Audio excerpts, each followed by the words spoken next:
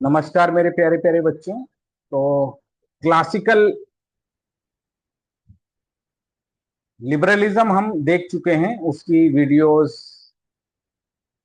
पीछे होंगी, जहां हमने उदारवाद देखा।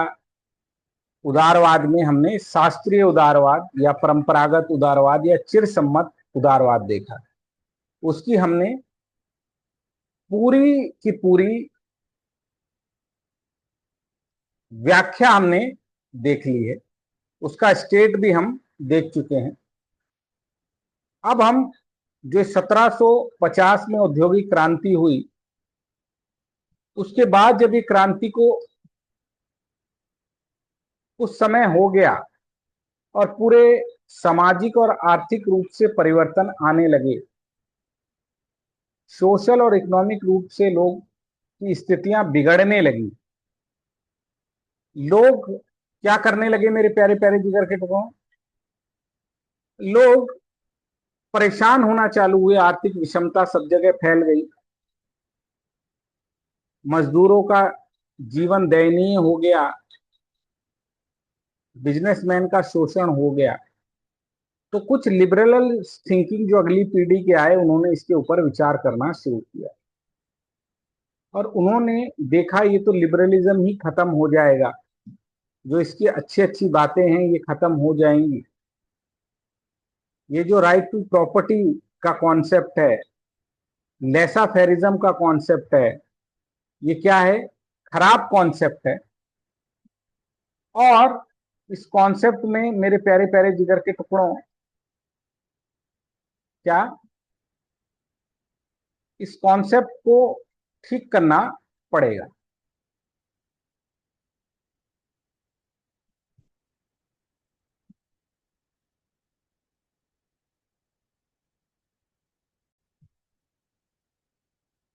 तो आइए मेरे प्यारे प्यारे बच्चों, जैसे मैं बता रहा था कि ये जो क्लासिकल लिबरलिज्म है, इसमें क्या दिक्कत आ गई थी।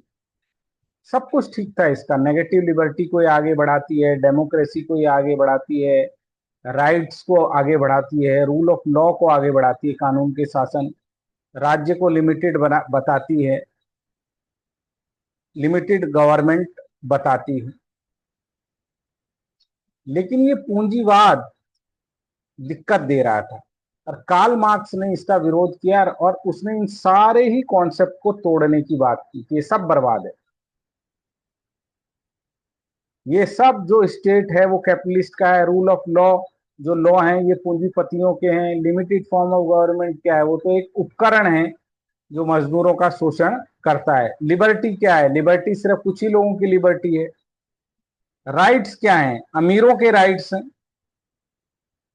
तो जब इस तरह की बातें आने लग गई मेरे प्यारे प्यारे जिगर के टुकड़ों, तो क्या हुआ, जब इस तरह की बात आने लग गई तो जो अगली पीढ़ी के फिलोसफर आए, उन्होंने इसके बारे में विचार करना शुरुआत किया कि क्या करें हम ये जो एडम स्मिथ ने लेसा फेरिज्म का सिद्धांत बनाया है, हर आदमी निजी प्रॉपर्टी होगी, उसकी प्रॉपर्टी को कोई रेगुलेट नहीं कर सकता, वो टैक्स नहीं देगा, मजदूरों के बारे में कोई विचार नहीं कर रहा है। तो इन्होंने बोला नहीं, लेसा फेरिज्म नहीं, बाजार में हम हस्तक्षेप करेंगे और स्टेट का हम पॉजिटिव रोल लाएंगे। Can state can participate in the economic sphere, इसकी इन्होंने चर्चा की। और फिर 1850 के बाद लोगों ने क्या किया, इस कॉन्सेप्ट को अपना लिया। तो क्या मेरे प्यारे प्यारे जिगर के टुकड़ों, पहले थोड़ी सी आइडियोलॉजी को पढ़ते हैं, फिर इसके स्टेट को भी हम देख लेंगे।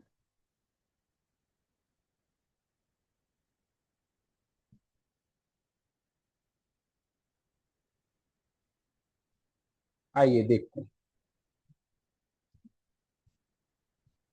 तो मेरे प्यारे प्यारे बच्चों, आधुनिक उदारवाद अब 1800 के बाद ये आया और ये भी विचार 18वीं शताब्दी के 19वीं शताब्दी के मध्य से, 1850 को 19वीं शताब्दी कहेंगे, 20th सेंचुरी कहेंगे, बल्कि 19th एंड 20th सेंचुरी में ये विचार आया। 1850, 30 बोल सकते हैं, 50 बोल सकते हैं, और 1970 तक। तो 1830 से लेकर 1970 तक ये विचार रहा। और इसमें जो फिलोसफर आए वो मिल आए, ग्रीन आए, लास्की आए, और भी बहुत सारे फिलोसफर आए। मिल, ग्रीन और लास्की। इन्होंने देखा कि बहुत सारी समस्याएं उत्पन्न हो रही हैं। लोग, ये कैपिटलिस्ट लोग आपस में कॉलोनियों के लिए लड़ रहे हैं। कैपिटलिज्म के खिलाफ रशिया में क्रांति हो गई है, फासिज्म आ गया है। तो बेटा, प्रथम विश्व युद्ध इन्होंने देखा, समाजवादी क्रांति हो गई है रशिया में, ये इन्होंने देखी। लीग ऑफ नेशंस आ गया है, ये इन्होंने देखा। और फांसीवाद आ गया है, ये भी देखा। फिर पूंजीपतवाद के बीज पूंजीवाद में ही छिपे हैं, ग्रेट डिप्रेशन भी आ गया, डिमांड एकदम से कम हो गई, और इन्होंने विकृत रूप देख लिया कैपिटलिज्म का, और आर्थिक विषमताएं बढ़ रही थी। तो पूंजीवाद का विकृत रूप और आर्थिक असमानताओं में वृद्धि के कारण इन लोगों ने क्या किया, मेरे प्यारे प्यारे जिगर के टुकड़ों? नई संकल्पना उदारी। क्या किया?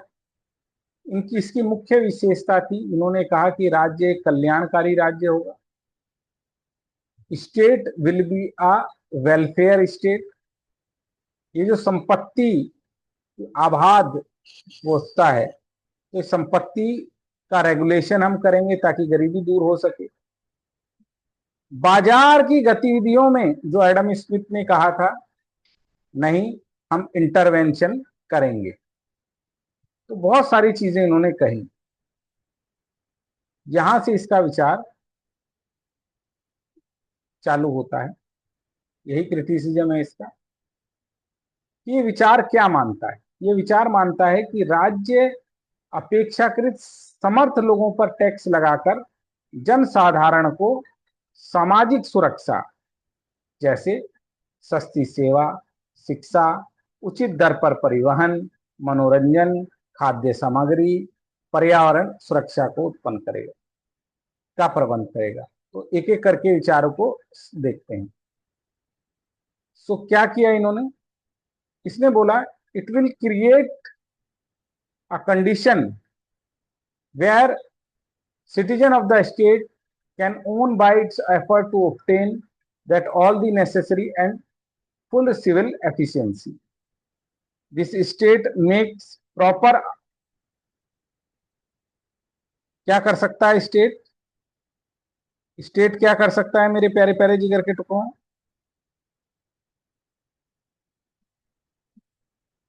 State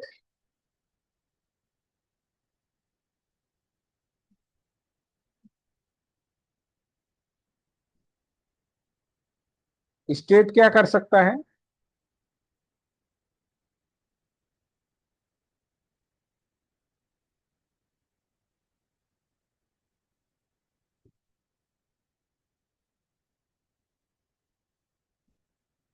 create such condition where citizen can the state own effort obtain all necessary and state can make a proper arrangement of social security, affordable health care, education for the masses, transportation for regional aid, entertainment, supply of goods, environmental hygiene। तो जो जो भी कमियां थी, मजदूरों की दशा सुधारेंगे, काम के घंटे तय करेंगे, टैक्स लेंगे अमीरों से, गरीबों में बांट देंगे।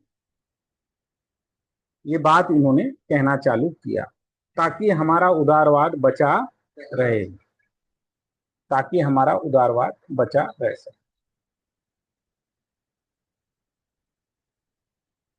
ये देखिए, इन्होंने क्या बोला? ये 19वीं शताब्दी के अंत में, अंत का मतलब क्या होता है? 1870, 80, ऐसा या 20वीं शताब्दी के प्रारंभ में। होता है वो वाले। तो 1870, 80, 90 मान लो, ये 19वीं शताब्दी में इसको मान लो। तो at the such rate individual verdict to increase number of liberal in 19th and 20th century, it is noted that modern liberalism held the point of view of government to remove all the obstacles that stand in the way of liberal। कि व्यक्ति के आधुनिक उदारवादी का यह मानना है सरकार का उद्देश्य व्यक्तिगत स्वतंत्रता जो हो रही है उसकी बाधाओं को दूर करना है। ठीक है, इसमें टीएच ग्रीन मेन आदमी है। उन्होंने ये देखा कि आदमी की जो स्वतंत्रता है क्या है, उसमें बाधा क्या है, उसमें है गरीबी, भेदभाव, अज्ञानता। इसके लिए सरकार को पॉजिटिव रोल निभाना पड़ेगा। तो British philosopher T H Green, according to the Green, अब ग्रीन की शक्ल देख लो, आपको समझ में आएगी। ग्रीन ने क्या, तो उन्होंने बोला कि निर्धन और निर्बल लोगों के लिए सहायता पहुंचाई जाए, समूह के सब हिस्सों तक समान सर्विस का जाल बिछाया जाए, to set up the network of common service and sanction to the all community. और क्या किया जाए,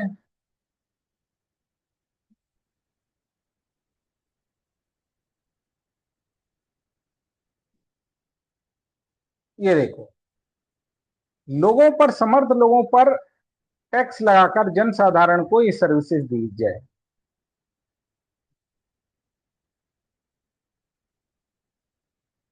क्या किया जाए, ये कार्य किया जाए।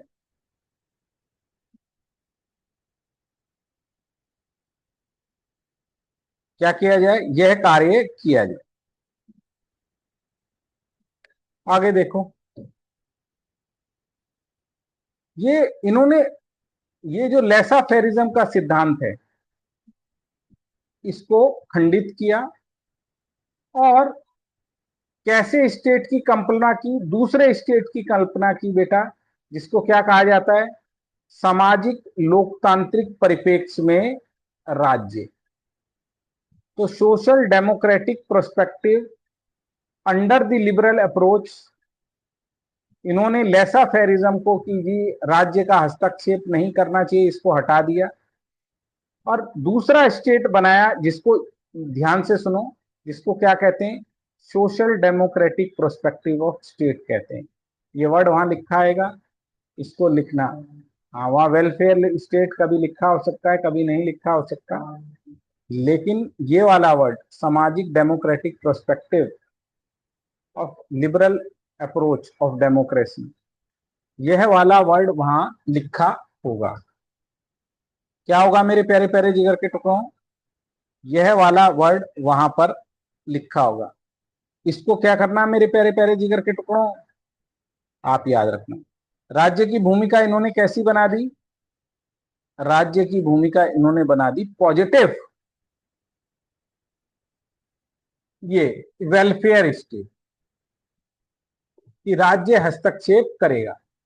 तो कैसी संकल्पना, अमीरों से टैक्स लेकर, क्या होगा मेरे प्यारे प्यारे बच्चों, अमीरों से टैक्स लेकर गरीबों में बांटा जाएगा।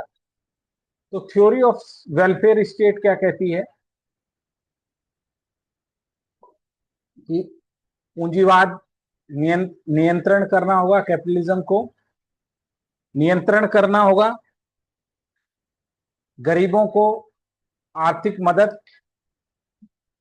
देनी होगी और टैक्स लगाना होगा। कौन से फिलोसफर हैं,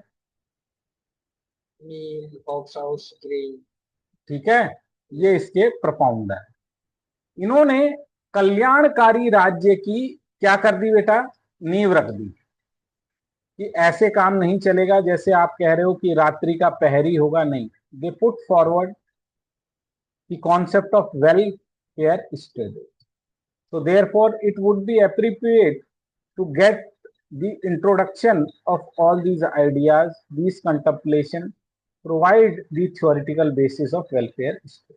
T.H. Green 1836 से 1882 T.H. ग्रीन है। ऑक्सफोर्ड के पढ़े हुए हैं मेरे प्यारे प्यारे जिगर के टुकड़ों, ऑक्सफोर्ड के पढ़े हुए।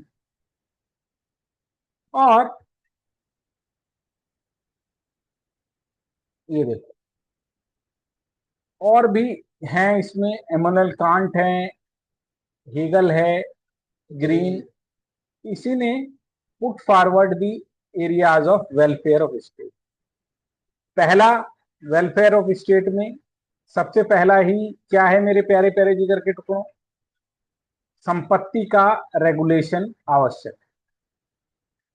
ये आइडिया ही इस पे खड़ा है कि भाई इन्होंने कहा संपत्ति सब अपना कमाइए, कोई दिक्कत नहीं है, क्योंकि संपत्ति अच्छी चीज होती है, क्योंकि लिबरलिस्ट हैं, प्रॉपर्टी को ही बचाने के लिए तो इसको ट्वीक कर रहे हैं कि अमीरों से टैक्स लो और गरीबों में बांट दो। तो मनुष्य की स्वतंत्रता की मांग यह भी है कि मनुष्य को भौतिक वस्तुएं अर्जित करने का अधिकार होना चाहिए। Men's freedom also demands that man should have the right to acquire material goods. कोई दिक्कत नहीं है, प्रॉपर्टी को अच्छा मानते हैं, परंतु मेरे प्यारे प्यारे जिगर के टुकड़ों, परंतु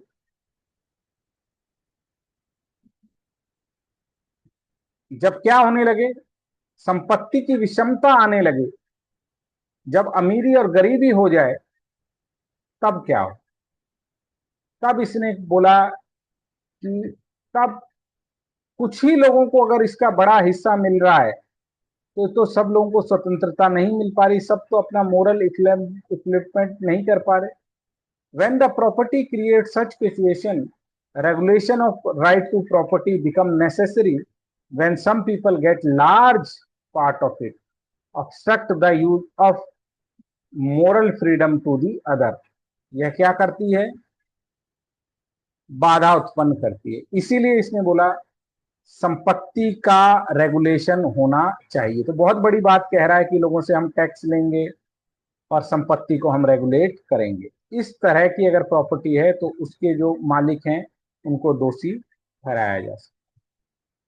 तो प्रॉपर्टी खूब कमाइए, लेकिन आपको क्या ध्यान रखना है कि आर्थिक विषमताएं नहीं आनी चाहिए। क्या नहीं आनी चाहिए मेरे प्यारे, आर्थिक विषमता नहीं आनी चाहिए प्रॉपर्टी के कारण। ठीक है, तो वही व्यक्ति, अब दो तीन चीज बोलता हूं उसको लिख लेना। यह राज्य का सकारात्मक रोल मानते हैं, they want positive role of state. ये लिबर्टी को भी पॉजिटिव मानते हैं, जबकि क्लासिकल वाले सिर्फ क्या मानते हैं, नेगेटिव। ये क्या मानते हैं, पॉजिटिव मानते हैं लिबर्टी को भी। वो इंडिविजुअल लिबर्टी पर जोर देते हैं, ये सबकी लिबर्टी पर जोर देते हैं।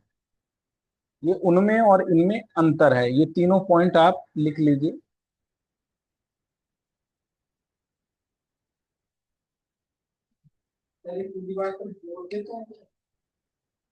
क्लासिकल लिबरलिस्ट क्या मानते हैं मेरे प्यारे प्यारे जिगर के टुकड़ों, नेगेटिव लिबर्टी।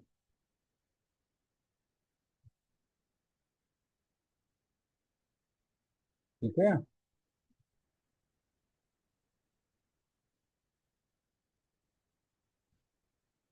कैसी लिबर्टी, ये क्लासिकल नकारात्मक लिबर्टी मानते हैं। हाँ जी, आधुनिक मॉडर्न पहले एक को तो देख लो, नेगेटिव लिबर्टी मानते हैं। लिमिटेड स्टेट मानते हैं, सीमित राज्य होना चाहिए। जो भी आपने पढ़ा वो क्लासिकल का ही तो पढ़ा अभी तक, यस या नो, है ना। और राइट टू प्रॉपर्टी को क्या मानते हैं, कोई इसके ऊपर रेगुलेशन नहीं होना चाहिए। अरे जितना भी अभी तक क्लासिकल में पढ़ा है वो तो याद ही है ना। यस या नो बोलो। Yes sir. और किसको मानते हैं, लेसा पैरिज्म को हाँ मानते सर। ऐसे सर। हैं। जबकि ये मॉडर्न वाले, बस यही अंतर है इसमें। मॉडर्न वालों में क्या अंतर है, लिबर्टी को कैसा मानते हैं, और कैसा मानते हैं। मॉडरेटिव मानते हैं। हाँ जी, ये पॉजिटिव मानते हैं कि भाई एक आदमी की नहीं, लिबर्टी किसकी, अभी। सबकी। पॉजिटिव लिबर्टी को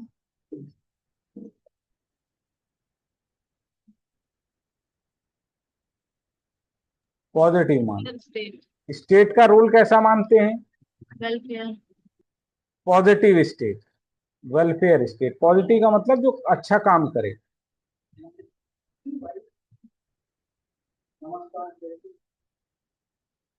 ठीक है।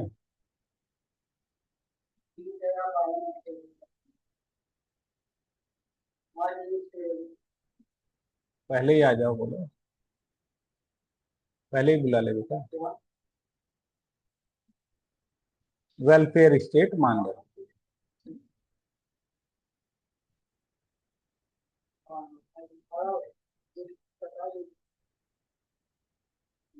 पॉजिटिव निकले और पॉजिटिव स्टेट निकले कल्याणकारी।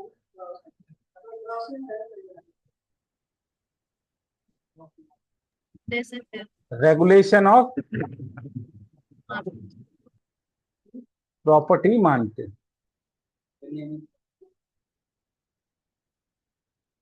अंतर समझ में आ गया। ये तो वैसे ही पता होना चाहिए दोनों में क्या अंतर,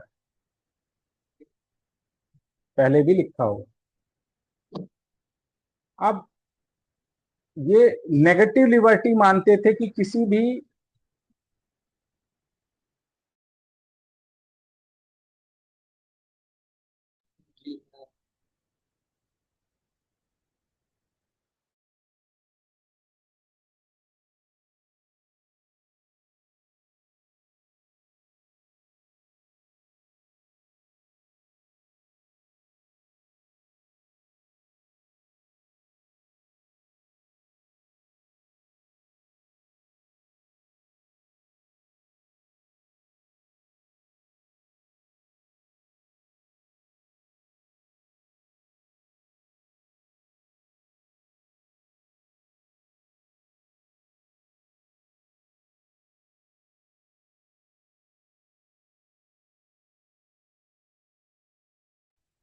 तो पहले आगे बात करते हैं। करना थोड़ा मुश्किल था मेरे को। तो ये नेगेटिव लिबर्टी को मानते हैं। ठीक है, नेगेटिव लिबर्टी को मानते हैं। मैंडेटरी लिबर्टी का वो करते हैं, मना करते हैं कि नेगेटिव लिबर्टी नहीं होनी चाहिए। अब क्लास यहीं तक छोड़ो। ठीक है, और 6 बजे की क्लास में सारे बच्चे 10-10 बच्चों का इंतजाम करो, लिंक भेजो। ठीक है बच्चों, और एक छोटा सा 5,000 का आंसर राइटिंग का कोर्स है, उसको प्लीज ले लो। Thank you very much, God bless you बच्चों, बाय।